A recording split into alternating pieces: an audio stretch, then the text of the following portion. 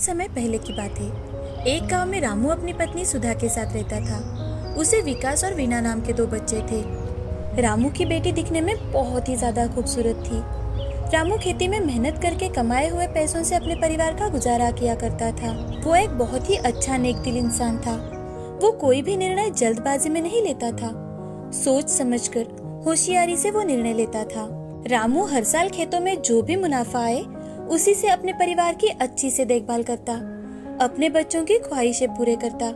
एक दिन सुधा रामू से, अजी आप हमेशा हमारे लिए कुछ न कुछ लेते हो, लेकिन अपने लिए खुद के लिए कुछ भी नहीं लेते। अरे सुधा, तुम्हें और बच्चों को खुश देखकर मुझे इतनी खुशी मिलती है, मैं तुम्हें बता नहीं सकता। आप भी ना। अच्छा, मैं क्या सोच रही थी कि इस साल वीना का 5वां जन्मदिन है, तो बच्चों को कहीं बाहर लेकर जाए और वहीं पर उसका जन्मदिन भी मनाएंगे। सुधा, मुझे तो ऐसे लगता है ना कि हम वीना का जन्मदिन किसी अनाथालय में जाकर मनाएं, ताकि बच्चों को भी फिजूल खर्च के अलावा पैसों का मूल्य समझ में आए, उन्हें पैसों की कदर हो। ठीक है, आप बिल्कुल सही कह रहे हैं। रामू पैसों से अमीर नहीं था, लेकिन वो मेहनत करके पैसा कमाने पर विश्वास रखता था। वो हर साल किसी अनाथालय में जाकर बच्चों को जरूरत की चीजें देता था, और उसने अपने बच्चों को भी यही सिखाया था कि हमेशा जरूरतमंद लोगों की मदद करनी चाहिए। लेकिन पिछले 2 सालों से ज्यादा बारिश के कारण रामू के खेतों में कुछ भी फसल नहीं हुई, और इसी कारण उसे कर्जा लेकर घर का गुजारा करना पड़ा। रामू को दुखी देखकर एक दिन वीणा, क्या हुआ पिताजी, आप इतने दुखी क्यों हो? और आजकल आप पहले जैसे हमारे लिए कुछ भी नहीं लाते। कुछ नहीं बिटिया, 2 साल से थोड़ा खेती में फसल नहीं आ रही ना अपने, इसीलिए थोड़ा चिंता में था। लेकिन तुम चिंता मत करो, जाओ अपने दोस्तों के साथ खेलो। सुनिए जी, मुझे तो बड़ी चिंता लगी रहती है कि अब कैसे होगा। बच्चों की पढ़ाई का खर्चा, बाकी के खर्चे, कैसा चलेगा हमारा परिवार। हाँ सुधा, अब मुझे भी कुछ समझ में नहीं आ रहा। हमारे पास जो भी जमा पूंजी थी वो सारी खर्च हो गई, ऊपर से सर पर ये कर्जा चढ़ बैठा है।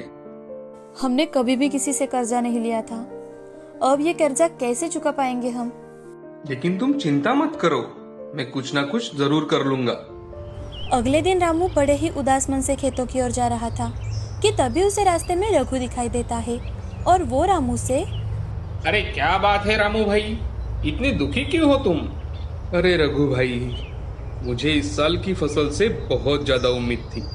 अब तो मेरे पास का सारा पैसा भी खर्च हो चुका है, ऊपर से कर्जा लेना पड़ा। पता नहीं अब क्या होगा। अरे रामू भाई, इतना मत सोचो। चलो, अब शाम होने आई है, अब घर चलते हैं। हाँ भाई, तुम चलो, मैं एक बार खेत में चक्कर लगा कर आता हूँ। अब रामू अपने खेतों की ओर चला जाता है, और खेतों में जाकर वो चक्कर लगा रहा था कि तभी उसे एक पंछी जख्मी होकर झाड़ियों में फंसा हुआ दिखाई देता है। तभी रामू अपने हाथों से उस पंछी को धीरे से बाहर निकालता है और एक कटोरी में पानी डालकर उसे पिलाता है और उस पंछी को आजाद कर देता है। जैसे ही वो पंछी आकाश में छलांग लगाता है तो वो पंछी देवता के रूप में बदल जाता है। ये देख रामू बहुत ही आश्चर्यचकित हो जाता है। उसे देख रामू, आप पंछी से देवता में कैसे बदल गए? ये सब मेरे अहंकार के कारण हुआ था। एक ऋषि से मुझे श्राप मिला था, और इस श्राप से मुक्त होने के लिए उन्होंने मुझे कहा था कि मुझ पर किसी को दया करनी होगी, और दया कर मुझे आजाद करना होगा, तभी मैं इस श्राप से मुक्त हो पाऊंगा। रामू देवता को प्रणाम करता है। मेरी सहायता करने के लिए तुम्हारा बहुत बहुत धन्यवाद। मांगो, तुम्हें जो मांगना है तुम मुझे मांग सकते हो। तुमने मेरे साथ साथ बहुत जरूरतमंदों की मदद की है। तुम निसंकोच होकर मुझसे कुछ भी मांग सकते हो। रामू थोड़ी देर सोचता है, और सोच समझकर वो देवता से, भारी बारिश के कारण मेरा खेत खराब हो गया है और फसल नहीं आई। मुझे बस इतना चाहिए कि मेरे खेत का फसल सोने की तरह अच्छे से उगे। तथास्तु, तुम्हारी सारी इच्छाएं पूरी हो जाएगी। आशीर्वाद देकर देवता वहाँ से गायब हो जाता है। रामू अब खेतों में जाकर बीज बोता है और कुछ दिनों बाद फसल काटता है, तो वो देखता है कि फसल काटते काटते उसमें कुछ चमकीले पत्थर नीचे गिर रहे हैं। अरे सुधा, ये देखो, ये कितना चमक रहा है। हाँ, ये तो बिल्कुल हीरे जैसा लग रहा है। रामू और सुधा बहुत ज्यादा खुश थे। अब वो सारे फसलों में से हीरे जमा कर घर लेकर आते हैं। उसमें से एक हीरा रामू सोनार के पास लेकर जाता है तो उसे पता चलता है कि वो हीरा सच में असली है। अब रामू दौड़कर घर आता है और सुधा को जोर जोर से आवाज देने लगता है। अरे सुधा, सुधा, कहाँ हो तुम? जल्दी आओ। क्या हुआ? क्यों चिल्ला रहे हो इतना? मैंने तो आपको आज तक इतना खुश कभी नहीं देखा। अरे सुधा, हमारे खेत से निकले सारे हीरे असली है, असली। क्या? अब घर में सभी बहुत खुश थे। रामू कुछ ही दिनों में वो हीरे बेच देता है और अपने लिए एक बड़ा सा घर बनाता है। उसके पास पैसे आने के बाद भी उसे बिल्कुल भी घमंड नहीं था। वो गांव के जरूरतमंद लोगों की हमेशा ही मदद करता, अनाथ बच्चों का दाता बनता। अब रामू ने गांव में ही अपना खुद का बिजनेस शुरू किया और उसमें गांव के युवा बच्चे तथा जरूरतमंद लोगों को काम भी दिलवाया। रामू की नेक दिली देखकर देवता भी बहुत ज्यादा खुश थे, तो उसकी तरक्की और ज्यादा हो रही थी। धीरे धीरे कर रामू का बेटा बड़ा हो रहा था। वो शहर जाकर बहुत पढ़ाई करके आता है और गांव में ही आकर बिजनेस शुरू कर देता है। गांव के सामने दोनों बाप बेटे अपना आदर्श निर्माण करते हैं और हंसी खुशी रहने लगते हैं। इस कहानी से हमें ये सीख मिलती है कि हमेशा जरूरतमंदों की मदद करनी चाहिए। अगर हमारा दिल साफ है तो भगवान का आशीर्वाद हमेशा हमारे साथ रहता है। रामपुर नाम के गांव में सुंदर नाम का एक धनवान व्यापारी रहा करता था। उसके पत्नी का नाम था शीला और उसके बेटी का नाम था प्रिया। प्रिया दिखने में जितनी सुंदर थी उतनी ही स्वभाव से अच्छी थी। प्रिया के सहेली का नाम था सुहानी। सुहानी माली की बेटी थी।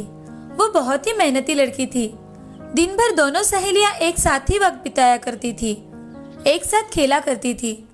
एक दिन सुहानी की तबीयत अचानक से खराब होने के कारण वो स्कूल में नहीं गई। इसीलिए प्रिया भी स्कूल में नहीं जाना चाहती थी। प्रिया मन ही मन अपने माँ पिताजी से झूठ बोलने का सोचती है। वह झूठ मूठ का पेट दर्द का नाटक करने लगती है। प्रिया अपनी माँ शीला से, माँ, मेरे पेट में बहुत दर्द हो रहा है। क्या हुआ मेरी बच्ची को? पेट में ऐसे अचानक से दर्द कैसे शुरू हो गया? चलो तुम्हें अस्पताल लेकर जाती हूँ। नहीं माँ, मुझे स्कूल में जाना है। अस्पताल में बाद में जाएंगे। आज तुम स्कूल में मत जाओ, घर पर ही थोड़ा आराम कर लो। ठीक है माँ। प्रिया तुम आराम करो, मैं तुम्हारे लिए सूप और दवाई लेकर आती हूँ। जी माँ। ऐसा कहकर शीला प्रिया के लिए सूप लेने चली जाती है। तभी प्रिया अपने आप से, मैंने आज मेरी माँ से झूठ बोलकर अच्छा नहीं किया, मगर इस झूठ से मुझे कितनी खुशी मिली है। मुझे आज पूरा दिन आराम करने को मिला, ऊपर से पढ़ाई का टेंशन भी नहीं। ऐसा सोचकर प्रिया पूरा दिन आराम करती है। उस दिन से प्रिया को जैसे झूठ बोलने की आदत पड़ गई। वो हमेशा झूठ बोला करती थी। उसके झूठ के कारण बहुत लोगों को तकलीफ हुआ करती थी, मगर उसे कोई फर्क नहीं पड़ता था। एक दिन प्रिया गार्डन में घूम रही थी, तभी उसका पैर कीचड़ में चला गया। तो प्रिया माली से, तुम्हें दिखाई नहीं देता? यहाँ कीचड़ जमा हुआ है, पहले इसे साफ करो। तुम तो कुछ काम के ही नहीं हो।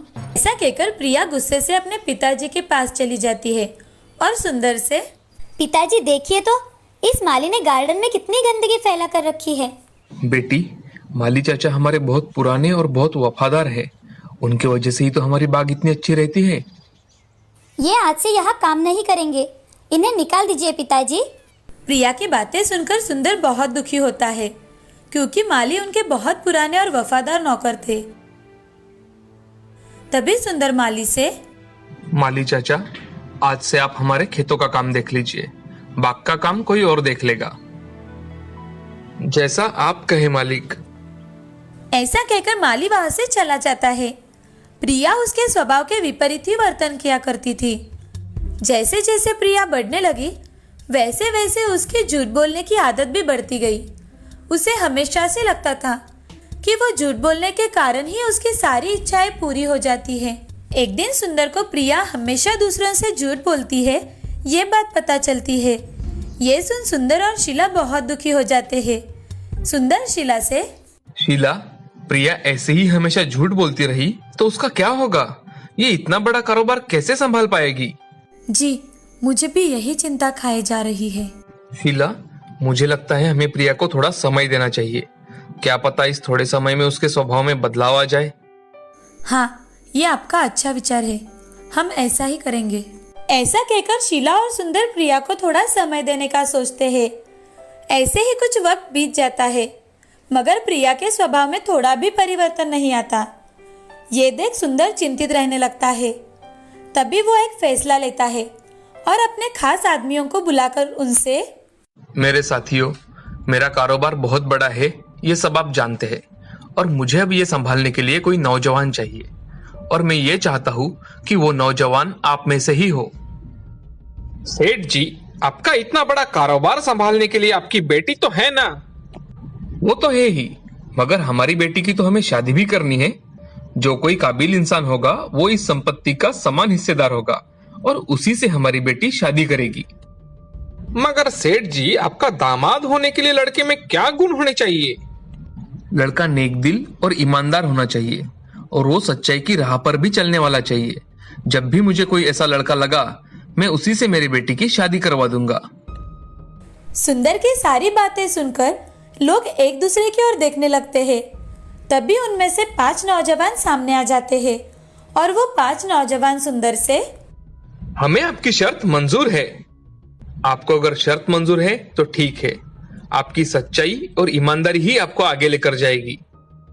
ऐसा कहकर सुंदर वहां से चला जाता है। कुछ दिन बीत जाने के बाद वो 5 नौजवानों को बुलवाता है और सबका काम देखकर उनमें से शिवा को रुकने के लिए कहता है। तभी सुंदर शिवा से, शिवा, मैं तुम पर बहुत बड़ी जिम्मेदारी डालने वाला हूँ। कौन सी जिम्मेदारी सेठ जी? शिवा, मेरी बेटी प्रिया बहुत ही अच्छी और साफ दिल की है, मगर उसे बचपन से ही झूठ बोलने की आदत है। अगर तुम उसकी ये आदत छुड़ा सके तो मैं तुरंत तुम्हारी शादी प्रिया से कर दूंगा। सेठ जी, मैं प्रिया की झूठ बोलने की आदत कैसे छुड़ा पाऊंगा? मुझे तो कुछ समझ में नहीं आ रहा। शिवा, ये कार्य तुम एक चुनौती समझ कर ले लो। सेठ जी, मुझे सोचने के लिए 1 दिन का वक्त दीजिए। ठीक है शिवा, मैं तुम्हें 1 दिन का समय देता हूँ। धन्यवाद सेठ जी। शिवा पैसों से गरीब था, लेकिन बहुत ही ज्यादा होशियार था। उसकी होशियारी और सूझबूझ की वजह से ही उसे एक बड़ा स्थान मिला था। सेठ जी की सारी बातें सोचते सोचते शिवा घर की ओर जाता है। तभी उसे रास्ते में एक साधु बाबा पेड़ के नीचे बैठे दिखाई देते हैं। शिवा बाबा के पास जाकर, प्रणाम बाबा, कल्याण भववत्स। तुम चिंता में दिखाई दे रहे हो, कोई समस्या है? बाबा, मैं यहाँ एक बड़े सेठ जी के यहाँ काम करता हूँ। उन्होंने लोगों की काबिलियत पर ही उन्हें काम दिया है, और अब सेठ जी चाहते हैं कि उनकी बेटी की शादी हो जाए, लेकिन उनको लड़का सच्चाई की राह पर चलने वाला चाहिए। तो फिर समस्या क्या है वत्स? बाबा, सेठ जी की लड़की बचपन से ही झूठ बोलती है, और उसकी ये आदत जो नौजवान छुड़वाएगा उससे ही सेठ जी अपनी लड़की की शादी करवा देंगे। साधु बाबा अपनी आंखें बंद करके मंत्र का पठन करते हैं और थोड़ी ही देर बाद आंख खुलते हैं। वो शिवा से, शिवा, ये लो, ये सच्चाई के झरने का जल है। ये जल बहुत ही अद्भुत है। ये जल तुम सेठ जी की लड़की को पिलाओ, वो आजीवन कभी भी झूठ नहीं बोलेगी। धन्यवाद बाबा। साधु बाबा शिवा के हाथों में कमंडलू रख देते हैं। शिवा साधु बाबा का आशीर्वाद लेकर वहां से चला जाता है। अगले ही दिन शिवा सुंदर सेठ जी के यहाँ जाता है और सेठ जी से, सेठ जी, मुझे प्रिया से बात करनी है। ठीक है शिवा, तुम जाओ और प्रिया से मिलकर आओ। प्रिया अपने कमरे में बैठी होती है। तभी शिवा उसके पास जाकर, प्रिया जी नमस्ते, मैं शिवा हूँ, मुझे आपसे कुछ बात करनी है। हाँ कहिए। आपके पिताजी ने मुझे बताया कि आप हमेशा झूठ बोलती हैं, क्या ये सच है? नहीं, मैं कभी भी झूठ नहीं बोलती। प्रिया जी, आप तो अभी भी झूठ बोल रही है। एक झूठ छुपाने के लिए इंसान को बहुत झूठ बोलने पड़ते हैं। शिवा प्रिया को सच्चाई के झरने का जल देता है और उनसे, अच्छा प्रिया जी, अगर मैंने दिया हुआ जल अगर आपने पी लिया तो आप आजीवन झूठ नहीं बोल सकती। ऐसा कभी होता है क्या? ये सब झूठ होता है। नहीं, ये बिल्कुल सच है। आप इसे पीकर देखिए। अच्छा ठीक है। ऐसा कहकर प्रिया सच्चाई के झरने का जल पी लेती है और शिवा से, देखो कुछ हुआ है क्या? मैं कभी भी झूठ नहीं बोलती। शिवा प्रिया की बातें सुन अचरज में पड़ जाता है और प्रिया से, आपने बचपन में कब कब झूठ बोला है? हाँ, मैं हमेशा झूठ बोलती थी, मगर आज से बिल्कुल झूठ नहीं बोलूंगी। ऐसा कहते ही शिवा बहुत खुश हो जाता है और सेठ जी से आकर, सेठ जी, आज से प्रिया जिंदगी भर कभी भी झूठ नहीं बोलेगी। अरे, ऐसा क्या हुआ कि मेरी बेटी तुमसे बात करने के बाद झूठ नहीं बोलेगी? शिवा सुंदर जी को सारी सच्चाई बताता है। यह सुन सुंदर को बड़ा ही आश्चर्य हो जाता है। वो बहुत खुश होता है। तभी सुंदर शिवा से, सच में शिवा, तुमने बहुत बड़ा कार्य करके दिखाया है। मैं बहुत खुश हूँ। और सुंदर शिवा को गले लगा लेता है और उसका दिल से धन्यवाद भी देता है। कुछ ही दिनों बाद सुंदर अपने कहे अनुसार शिवा और प्रिया की शादी बड़े धूमधाम से कर देता है। सुंदर अपना सारा कारोबार शिवा को सौंप देता है और प्रिया भी उसकी उसमें मदद कर देती है। दोनों भी तरक्की करते हैं। जब से प्रिया ने सच्चाई का जल पिया, तब से वो कभी भी झूठ नहीं बोल पाई।